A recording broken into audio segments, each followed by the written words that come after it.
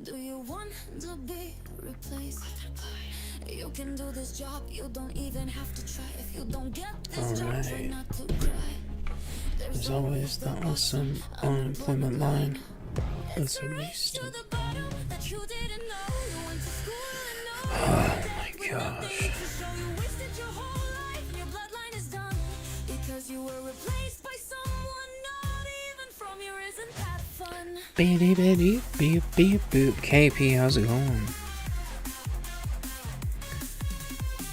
I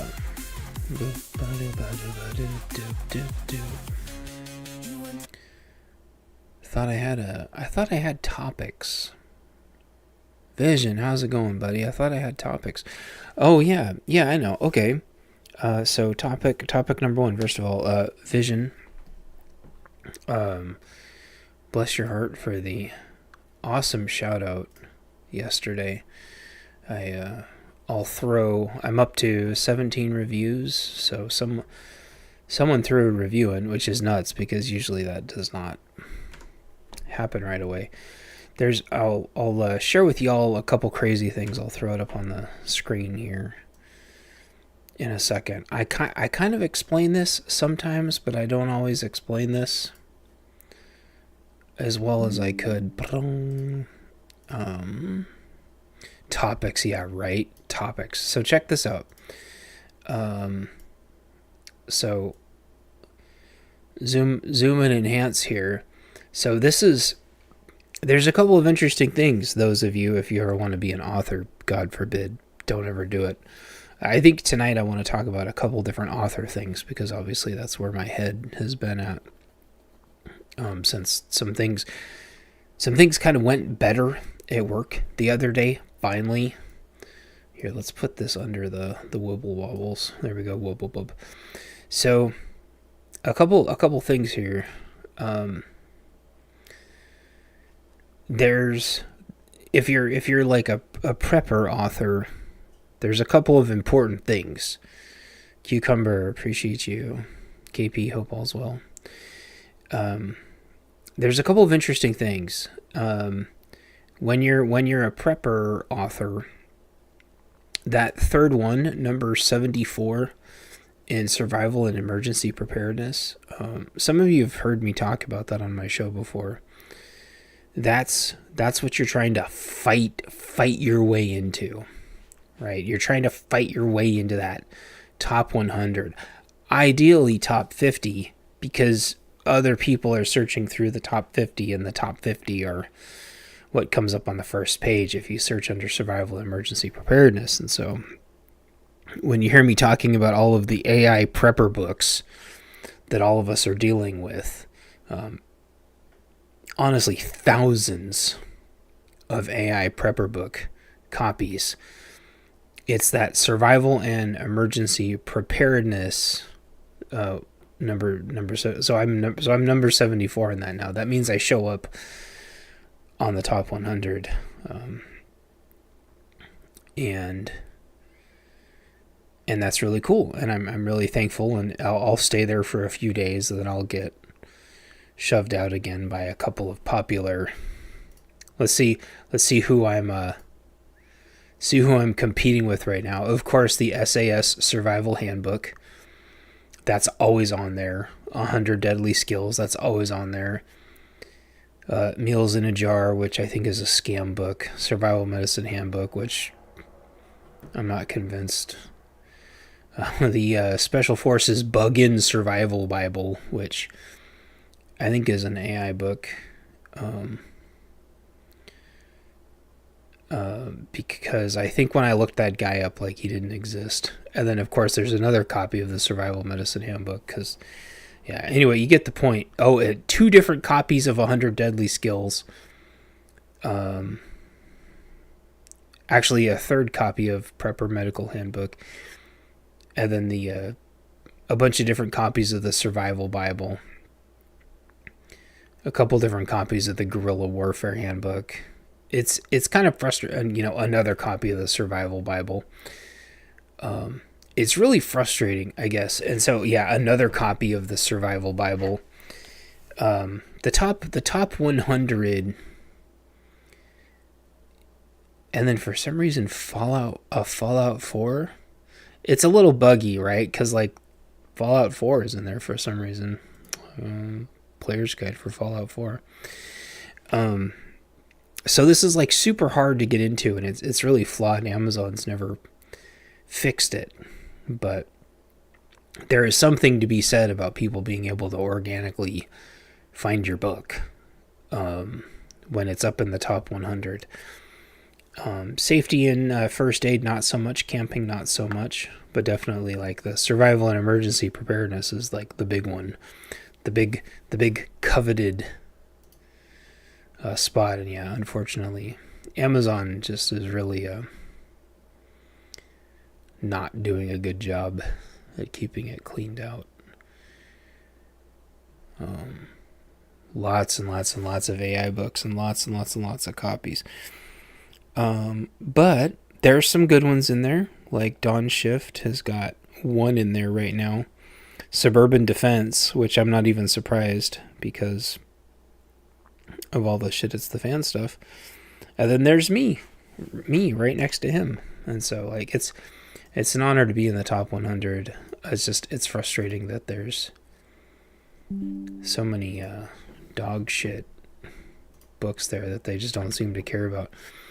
So, but you might be wondering, like, why am I talking about this besides the fact that I'm really happy that I made it into the top 100 again. They don't want independent authors to be able to get into this. You know, they want to gatekeep this behind publisher walls. So every single parasite can suck their money out of you, right? Amazon gets their cut, shipping and handling gets their cut, taxes get their cut. By the time, this gets to anybody, and then if there's a publisher, they get their cut, and then, the bookstore wants their cut. Like, it's insane, right? You make no money. But also, yeah, up here on the top right, Suburban Defense, that's a really good book too.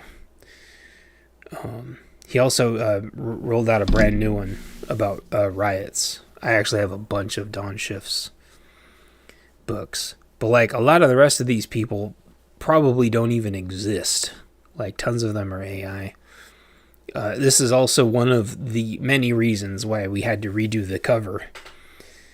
Because it looked like just way too serious of a prepper book instead of something lighthearted that, more people might want to pick up other than, hardcore prepper people leaders. So, hey Scott, how's it going? So, from this, if you're wondering if I'm going somewhere with all of this besides to say thank you and the reviews, is that I was able to take my book into a bookstore today and say, hey, I've been working on my book. People like my book, and my book's got, reviews now, and, my book is up in the rankings. And, they offered to buy a couple of my books. And so I'm a dummy and didn't bring, enough books to sell them. I only brought one, and I should have brought more, but a bookstore actually offered to buy copies of my book today. And that's insane, because I honestly, not only did I have to be really brave and then overthink it and underthink it and overthink it and psyching myself out and, lots and lots and lots of imposter syndrome. But if I had had more books there, they would have bought them, but I only brought one. And I keep a box of my old books around to just kind of be able to drop them in those free libraries, because I put my books in the free libraries usually if I remember, if I'm not too zorked out. But Yeah, a real actual bookstore. And you might think, like, what's the big deal? Well, I have a lot. I have a lot going against me. Besides besides the fact that I don't have a publisher, although that's the big one. Publishers just magically unlock a bunch of doors because you've bought your way in to the cabal. You've bought your way into the suck fest. And it's having good ratings and having good reviews kind of gets them past some of that, but I've got a lot of other things against me too, like the size of the book is not standard. However, I find that ironic because none of the books they have in their bookstore are the standard size besides the trade paperbacks. And they don't really like it's not that she didn't like the formatting, but the formatting is not standard, but that's because I don't like standard book formatting. Hey, Danny, how's it going? Shout outs to the I-5 corridor.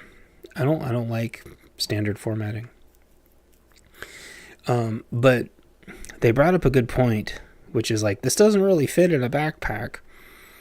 But I can't really like re-release the book in a different size in paperback because that would be weird. Amazon doesn't allow you to do that within the same. I'd have to like republish it again. It'd be really stupid. And so I was thinking, if I get my 25 reviews, so if you can all get me up to 25 reviews and I write a part 2, which I have part 2 planned, by the way. I actually think I'm going to make part 2 more of a traditionally sized book. And I think I'm going to call it like backpack edition or something like that, which I think is a lot of fun because that's basically what she called it. She's like, why can't there be like a backpack edition? And she's like, what if people want to bring this around in their bug out bags? That's what she said. She's like, if people want to bring this around in their bug out bags, they can't. And I wanted to be like, well, it's not that kind of book. It's a bunker book. It has the word bunker on it. It's not called backpack book. It's called bunker book. So I thought that was kind of funny. And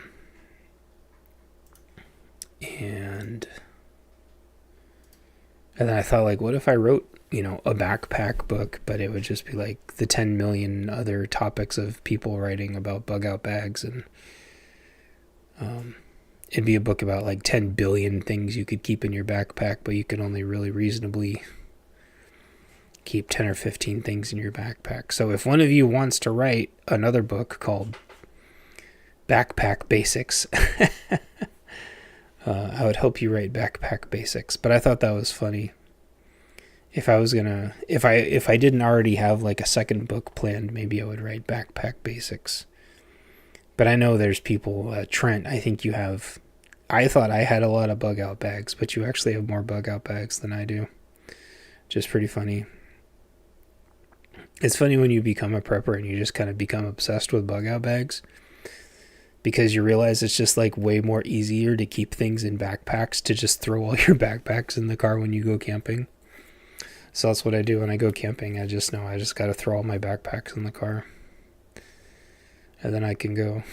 It's like, all right, I need this backpack, and this backpack. And then you throw them in the car. So like a backpack basics kind of rolls off the tongue.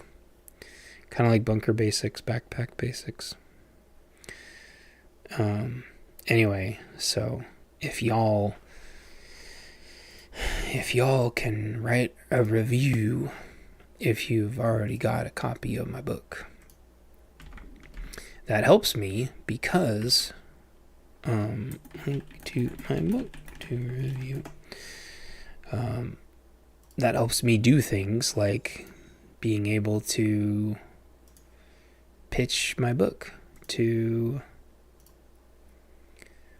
bookstores. Anyway, so this week's been a really crazy week, but a lot of great things have happened for once.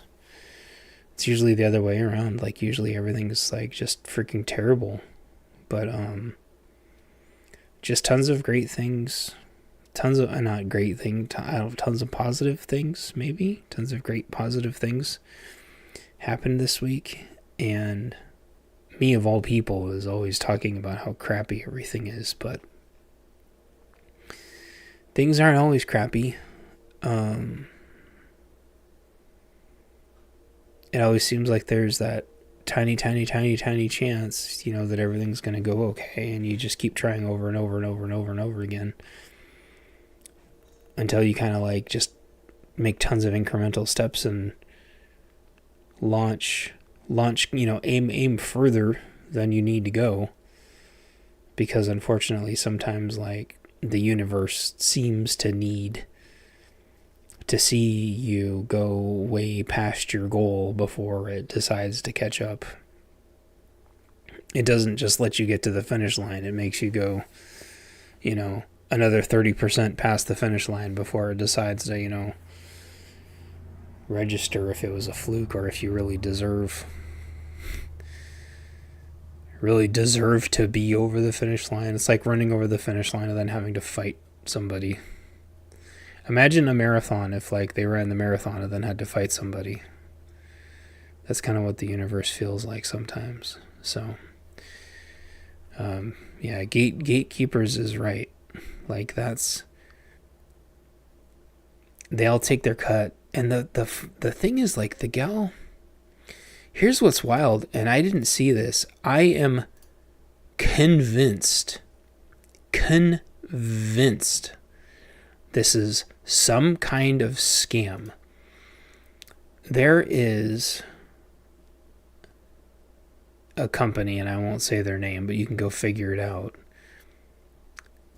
where it is another marketplace, and I'll ask the AI later, but I 100% doubt that somebody took a copy of my book and then brought it somewhere and then sold it second hand. But she pointed out, she's like, oh, there's already used copies of your book for sale on third party. And I'm like, yeah, see, here's the thing. Suspiciously, the free delivery is January 20th to 26th. That's 10 to 16 days. Oh, thanks, Trent. Appreciate you. That is 10 to 16 days away, which tells me that that's some kind of secret marketing BS they have where they can just drop ship my book and cut me out of it. Because I'm not going to get any money on that sale, and I don't think that anybody has bought my book and then given it to a third party. And that's at least the second time that's happened. And so I think that's an Amazon scam. And I'm actually going to look it up because it's very frustrating. They can drop ship the books and then you don't get paid a penny for your book. And which is why I appreciate y'all. And there was a part 2 of this. No, that was the part 2. So yeah, if everybody could leave a review, and then in the spring, I think what I'll do is I'll do the final edition of Bunker Basics, and then it'll be full speed ahead on Bunker Buddies, part 2 of Bunker Basics called Bunker Buddies. And if anyone's still in the chat and cares, I can tell y'all a little bit about it. So, some chickens in the chat. If anybody wants to hear about part 2, Cucumber KP, Scott, if any of y'all, Danny, if you're there, if any of you want to hear about it. But if not, that's cool, and I'll just cucumber. Okay, cool. So book number 2 is going to be, it's going to lean a little bit more into fiction to kind of set up each part. So like there's going to be, the first one had like an initial setup and then didn't have anything after that, just like kind of little sayings at the beginning of each chapter, which, by the way, the gal that I was talking to today just flipped to a random page and started reading and immediately smiled. And it looked like a genuine smile. And then she like flipped to another page and immediately started reading and smiled again. I'm like, that's pretty crazy. And she just started giving me like live feedback on the spot. So I just started taking tons of notes on the spot. But for the second one, I think I want to have like a teeny tiny fictional story at the beginning of each one. And this is going to be kind of a stretch goal, so I don't know. But in the first one, I ended up doing like a bunch of art, kind of like clip art kind of art. Not clip art. That's the word I'm looking for. Like little Far Side cartoons, because there was a lot of feedback saying I needed little Far Side cartoons, or I needed some kind of drawings or something. And so I'm gonna try, maybe I'll try to do that stretch goal for the second one. Maybe if I get 50 reviews. Maybe if I get 50 reviews for Bunker Basics, I'll do art at the beginning of each chapter. But I just don't know how well it's going to translate to like a more of a traditional trade paperback size. But I'm going to be doing a story, like a little short story for every single chapter before I break into kind of like the lesson. So like each chapter is going to have like a story and a lesson. And it's funny because like when we teach each other stuff, especially like in the prepper community, we almost always start with a story and then interrupt halfway through for a story, and then everyone else wants to tell stories. Everyone wants to tell stories, and by the end it's like, you guys just spent 3 hours telling stories. And like, it super annoys the hell out of everybody. But the reality is like, we've been telling stories around campfires for almost, 8,000 years. Telling stories is what we do. We all get together and we tell stories. And I think it's why it's super hard for adults to train other adults in anything, because everyone just immediately wants to tell stories. You can have the most competent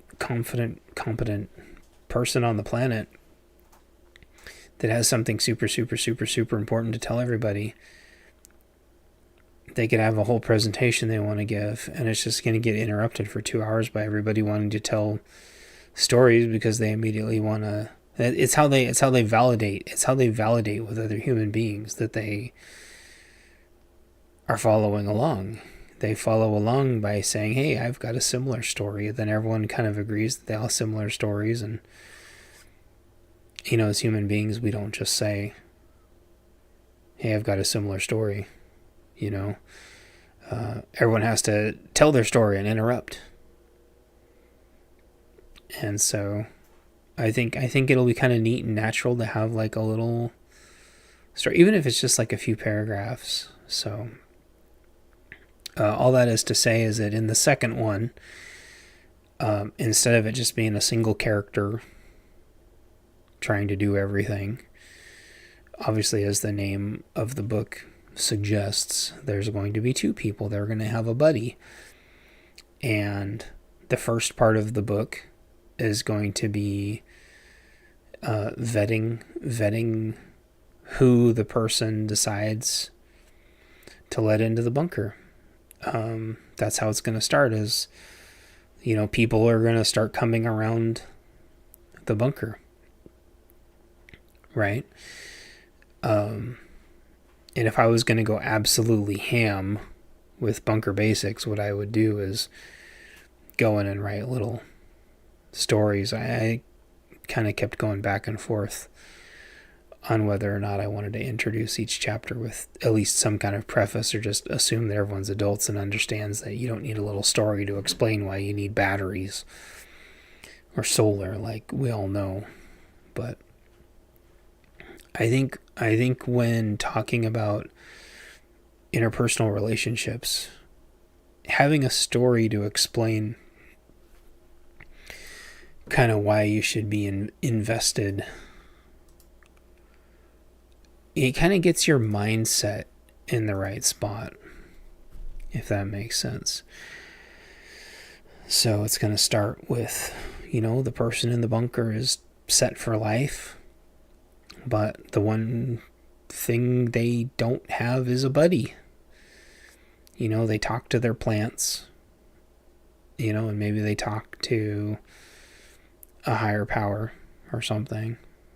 Maybe they make a little character to talk to. I don't know, but not that they slowly start to go insane, although that would be wild, but they kind of miss human interaction, right? They start to get lonely. They have batteries and solar and plants and food enough to last their whole entire life, but they miss a buddy, right? And so maybe the first thing they do is they let a cat in, then they're gonna have bunker cat, and then like maybe bunker cat's not enough, and they want a human. They want human interaction, and maybe they see somebody walking by their bunker, and they can't open their bunker door because it would be too dangerous. Not that they turn into like an agoraphobe, but they're already interpersonal, and they're in their bunker and they're happy, and they thought they have everything. And that's kind of how the story is going to unfold. And then so there will be like a story and a lesson, about letting the cat in, and then a story and a lesson about talking to people, and like a little story and a lesson about bartering, and then a story and a lesson about, quarantine, and the fact that you kind of need a buddy outside to be able to fix stuff. So I don't know, like what's that? How's that sound to y'all? Does that sound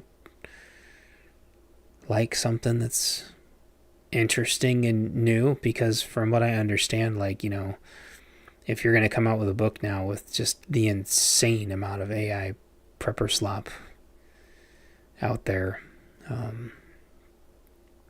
you need something a little different or new, or a new twist. And I've talked with a couple different people about writing this book in the past. I think a lot of people agree that a book like this needs to be written, but you'll notice like none of the AI prepper slop books, it's all the same 2 or 3 topics, how to survive anything, medical, radios. It's all the same. There isn't even that many drones or night vision books. I wonder if some of that's just because most preppers just don't get to night vision and drones. I don't know. People are just getting into batteries. At this rate, it's going to be years before people get into drones and night vision. There's a lot of people that still don't own, modern firearms. And so I'm hoping this is going to be a fun hybrid of storytelling and lessons and food for thought. It's going to be kind of a prepper book, but it's going to be like buddy prepping. Because what I've found, and I bought another prepper book, and it was an okay price. But like, I was not at all ready for it to be effectively 2 pages of prepping.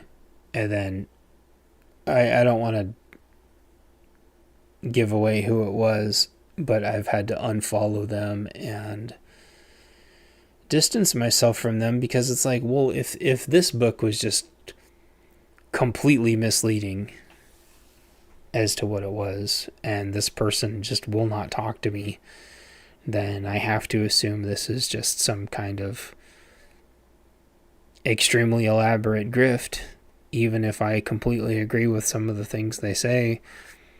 And it's like, yeah, I can disagree with people and watch them sometimes.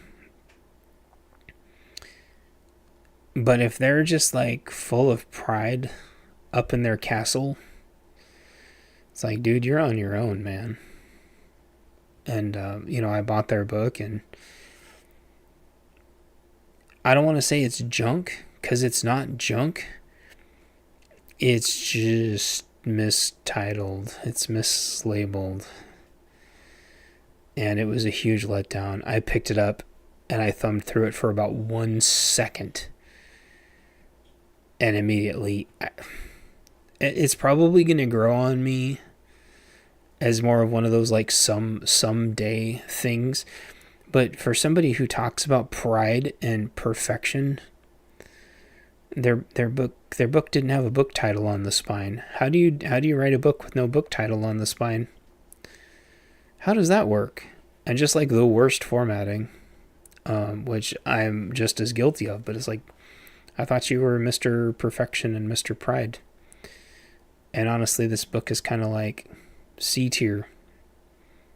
And it looks like you crowdfunded almost the entire thing. Actually, it looks like they crowdfunded about 99% of the book. And clearly they were able to just brute force it through their massive YouTube audience. And I think it just goes to show you that you can't judge a book by its cover. Sorry, I hope my audio is not blowing out. I feel like my audio might be blowing out just a teeny tiny bit. Is my audio bad, you guys, or is my audio okay? I'm not blowing your guys' ears out, am I?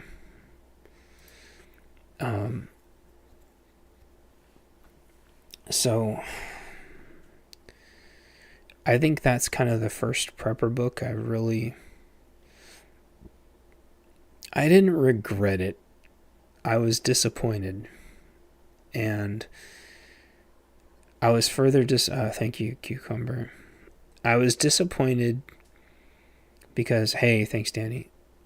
I was disappointed because I felt misled, and it was low quality, and it looked like super mega low effort. And their channel is just about perfectionism and pride, and their channel is kind of like all over. I don't know. And I wanted to, and yeah, you might say, oh, aren't you just a little, aren't you a little hurt because they won't like collaborate with you? They're and yet another bigger YouTuber that just like won't even give you the time of day. And like their content just comes off as like ultra smug. And all of that is to say that I don't ever want my books to come off like that. I want people to feel like they understand what they're getting and that they get what they pay for. And when I first wrote Bunker Basics as Bunker Codes a long time ago, like I was immediately getting remarks that people didn't understand why I was making updates. And that's one of the reasons why I kind of want to finally stick a fork in Bunker Basics in the spring and have that be my last edition, so I can kind of move on and expand on several topics. And they're going to be really difficult topics. It's going to be topics like, what if the person that you let in your bunker is an incompatible religion? Oh, that's a very real thing. That's already a problem now. I mean, post collapse, when people have incompatible religions, they're probably just going to start hacking at each other until one or the other goes away, because it's just like nobody's going to tolerate that anymore. I think I posted that in somebody's comments earlier. Oh, Rural's. I posted that in Rural's comments earlier. People just, if they're incompatible, they're just not going to tolerate each other, because you won't have to. There isn't going to be any consequences of just making them go away. So, or if you're a gal and you can't physically overpower them, simply poisoning their food and making them go away that way. And there has been, I have been thinking about it a lot, how I balance the discussion so it's not just an entire book of me mansplaining everything. I think it's going to be interesting having discussions of how, like, a guy is concerned about the risks outside, but the gal is concerned about the risks inside, because that's how we're coded.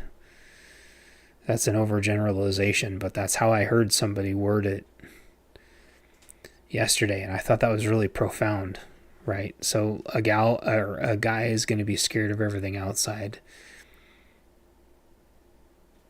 because that's how they're programmed, to go outside and deal with danger, and gals are going to be skittering around the bunker and making sure everything inside the bunker is child-proof, more or less. Obviously there's exceptions, but like I want to explore those paradigms, and I'm getting this just like this growing list over and over and over and over of all these like really super complicated interpersonal, like, men are from Mars and women are from Venus, kinds of things.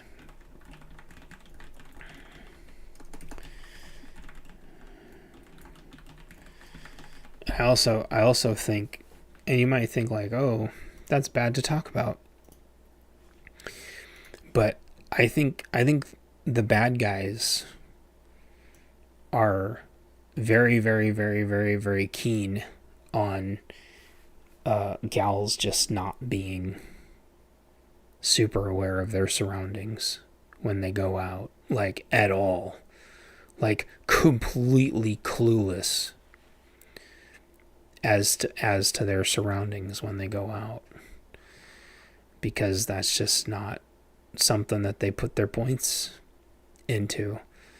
And you might think, oh, I'm not like that, but until you've been around with a guy that's just like going like, get in the car, we gotta go, next spot, get out of the car, get in the building, get out, we gotta go, let's get through the grocery store fast, stop looking at everything. I've personally been to the grocery store, and there was this gal, and she liked to stop and look at every single thing in the entire grocery store, and a trip to Costco or a trip to Walmart took 2 or 3 hours.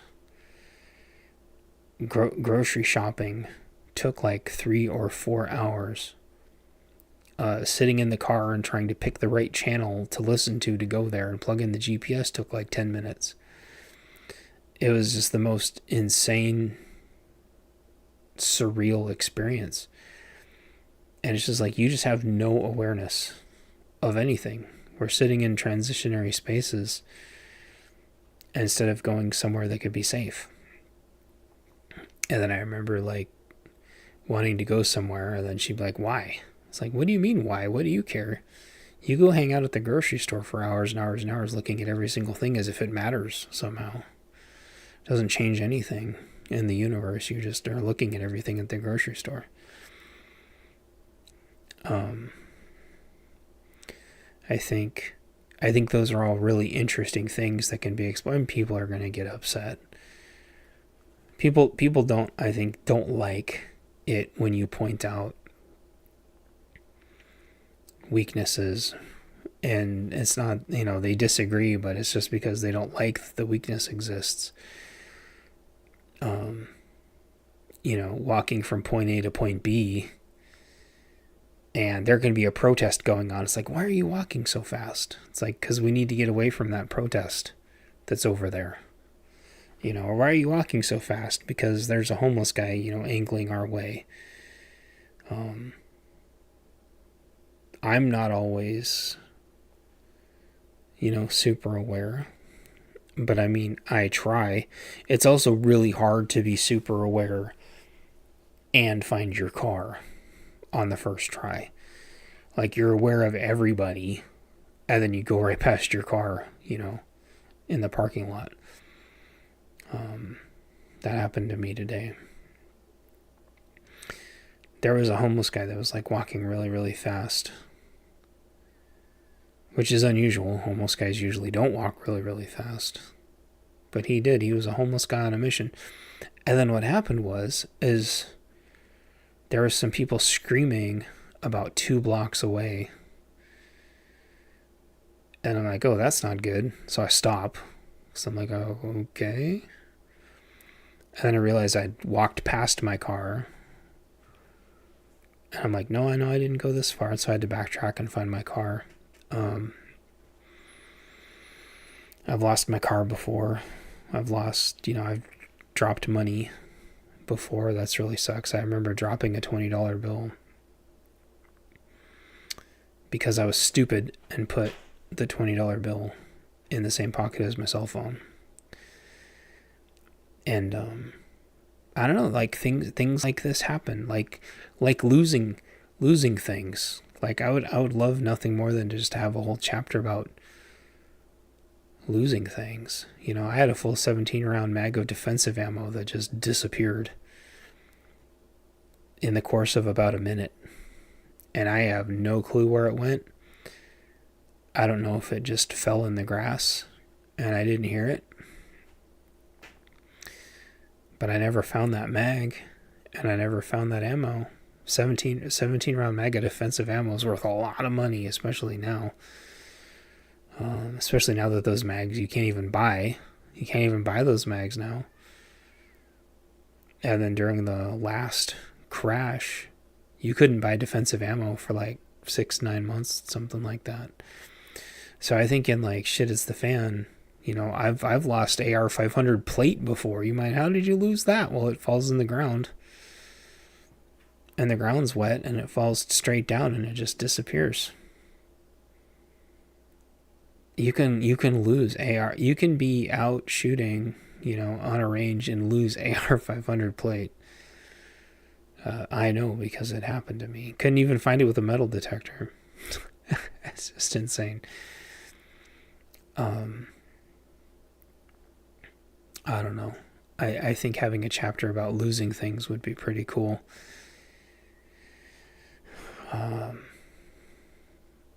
I go out of my way when I teach people with drones to set their drone controllers up a certain way so they don't accidentally lose their joystick. They're little twisty stick things. So I've been trying to write down a lot of the stuff. I don't always write down all of it, but I try to. Yeah. So those are kind of some things. I think everybody's drifting away, and this was a really fast 45 minutes. I think everyone's drifting away, so I'll probably, unless anyone has any questions, you're all being real quiet. So I assume I bored everybody to death.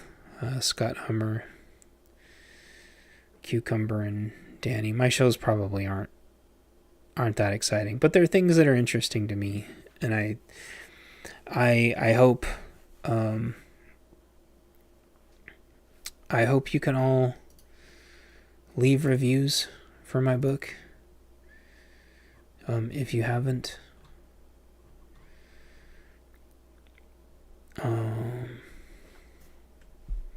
Scott, I know you have, and I appreciate that.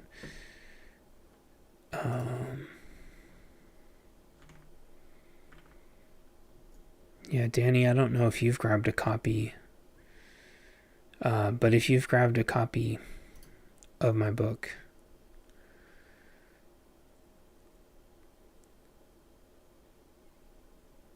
that would be awesome. Cucumber, I know you wrote a review, and I really appreciate it.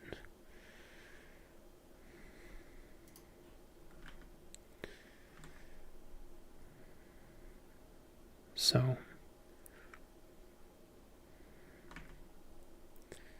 yeah, you've all, I think I've probably successfully put everybody to sleep.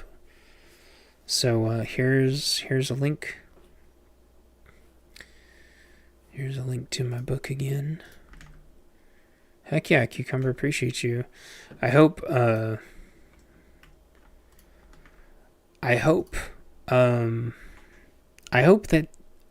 my premise for the second book doesn't sound like too much of a divergence.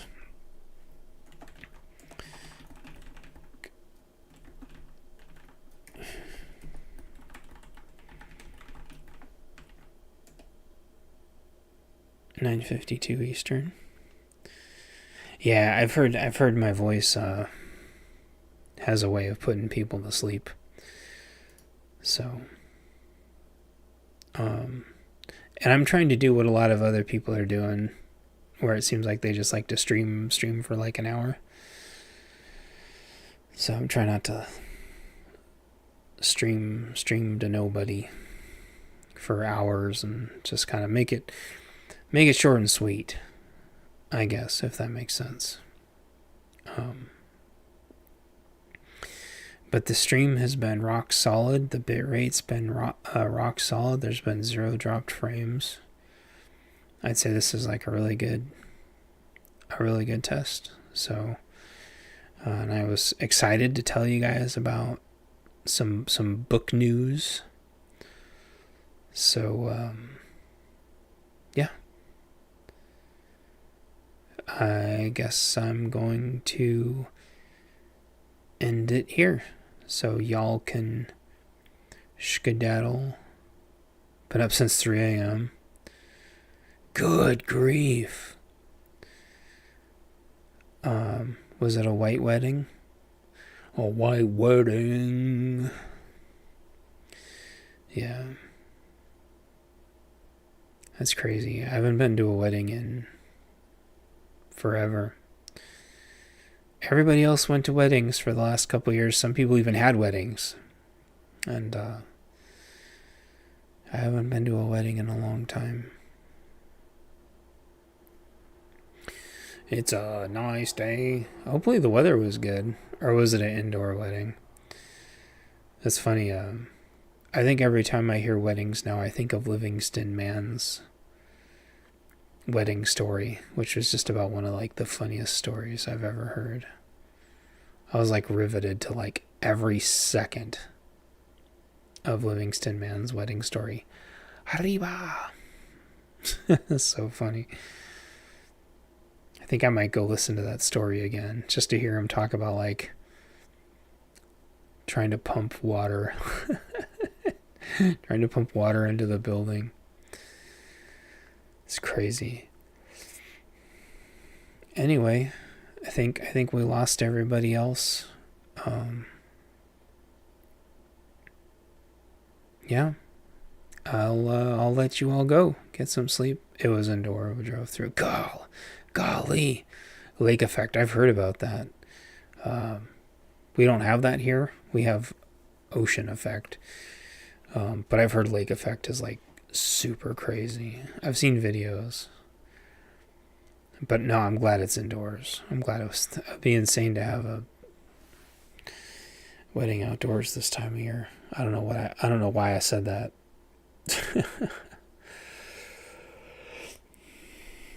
Anyway, thanks for hanging out, and go get some sleep. I think you earned some sleep. Yeah. I think we lost everybody else, so take it easy, and I hope you have a good rest of the weekend. And I am thinking of doing one more top 10, but it's going to be just a for funsies top 10. It's not going to be a serious top 10. So if anyone's listening to the replay, I'm going to do one more top 10. But it's going to be a fun one, okay? So with that, I appreciate y'all. And yeah, take care. Thanks again, everybody who left a review on my book. It's just amazing. I just got to bring more books to the bookstore, and so I can sell books to the bookstore. It'll be nice. I think I've told you guys the last time I tried to get my books in a store, it went really bad, and they stole all my books. So, kind of lessons learned. I should have had them buy my books up front. Isn't that funny? Like, it's so obvious. Like, talking to this bookstore, I'll talk to you guys about it later, but talking to this bookstore owner, she's taught me so much. You don't have to worry tomorrow. Just get up around 8, church 11, then clean stone ice off the cucumber for Monday morning. Yeah. I guess really quick, I was kind of, not work. I was kind of like low key hoping it would like snow a little bit here, just so I could try to do the thing where people use their leaf blower for the snow. I only heard about that first recently, and that's just like one of the funniest things in the world. But I am gonna stop after like spring. I'm gonna stop adding things, and so I want to work that into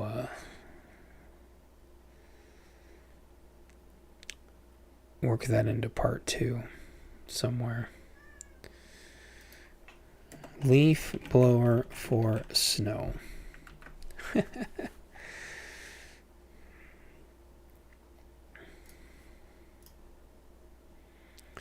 So, wet, heavy snow. We had sleet on and off for like 2 or 3 days. Thank goodness it didn't snow. Or I mean freeze. Thank goodness it didn't freeze.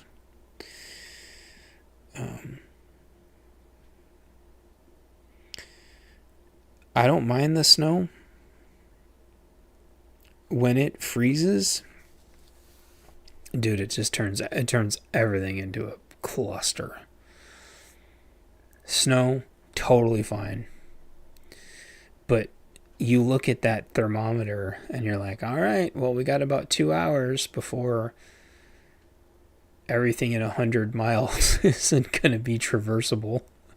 I don't care how big of a pickup truck you have. It's just like,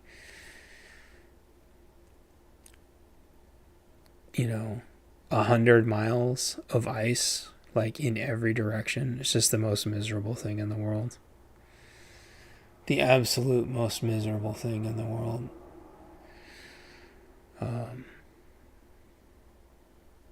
Yeah.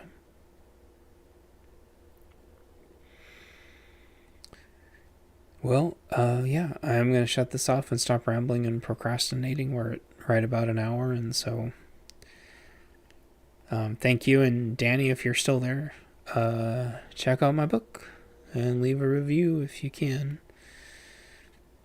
And I'm going to take some books to the bookstore as soon as I work up the work up the nerve to go back again and sell some books. So I appreciate y'all for getting me this far and helping me break through my imposter syndrome. Even though I don't have imposter syndrome, it's the closest thing I can think of what it feels like. So, thank you, and I will talk to y'all later, and if you have any questions, just leave them down in the chat, and I hope you're looking forward to part 2, because it looks like we're on our way there towards making it happen. So, talk to y'all later. Bye-bye. Get some sleep.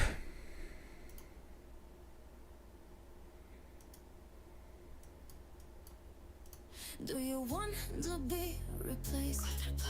You can do this job, you don't even have to try. If you don't get this job, try not to cry.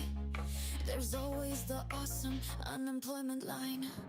It's a race to the bottom that you didn't know. You went to school and know you're in debt with nothing to show. You wasted your whole life and your bloodline is done because you were replaced by someone not even from your. Isn't that fun?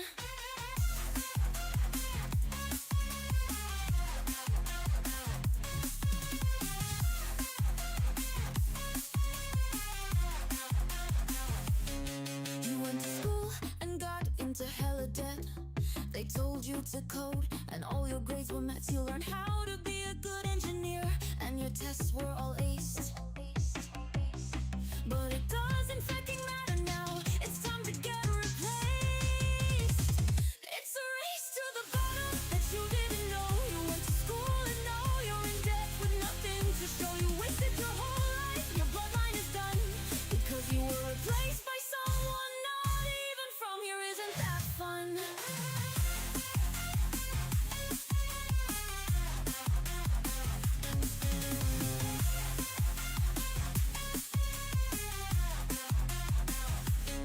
Your job is outsourced, isn't that great? Coming to work in the morning and the deliverables are late. They did everything wrong and kicked the tickets back, but nothing's been fucking done because their agency is whack. It's a race to the bottom that you didn't know. You went to school to know you're in debt with nothing to show. You wasted your whole life and your bloodline is done because you were replaced by someone not even from your. They call you useless, lazy, and they say your culture sucks. You went to school and did what they said, and it didn't mean now you're in debt with nothing to see. Your bloodline is over, sold out overseas to an